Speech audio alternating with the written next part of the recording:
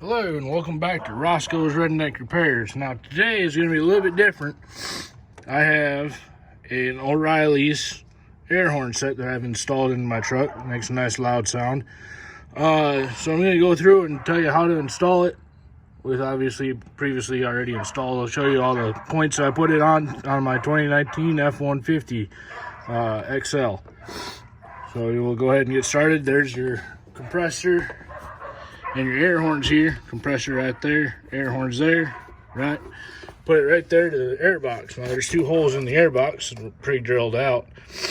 And then I drilled the hole right there for the compressor to mount to. These are the two air horns down here that mounts up there, right there at the bottom of the air box. Real nice and easy. From there, you got a wire from there, it wraps around here to the ground, up here, and then some wires into this relay right here. Now this relay here's got power in from the battery, and then also from the button, and power down to the compressor. The compressor puts the air in. You got the tag on tubes right here, go right into the air horns. Real simple, easy setup there.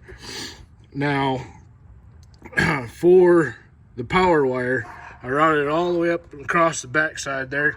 Don't need to worry about, insulating it or nothing like that. It's got enough insulation on there.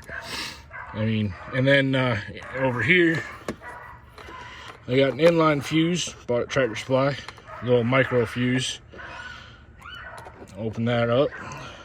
See, it's a 20 amp fuse, keeps it from blowing, the compressor or something like that. It blows that fuse first. Right here, right to the hot side of the battery. Now there's a way you can wire it in straight to your regular horn, but I figured what's the fun in that? We'll just have a separate button for it. Okay, so when your power wire comes all the way across there around and roundabout and in here to this relay that I have mounted right up there to a mounting bolt for the air box, also put the relay on there. Then you got the power wire from the relay to the compressor, which I've already talked about. Ground wire from compressor over to ground right here to the frame. Picked a metal bolt. Now this is an aluminum truck, but aluminum does just as well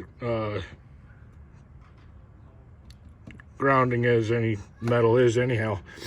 So, and then I've got the wire for the button that will actually activate the compressor. I'm running that wire down there through that grommet right there through the firewall.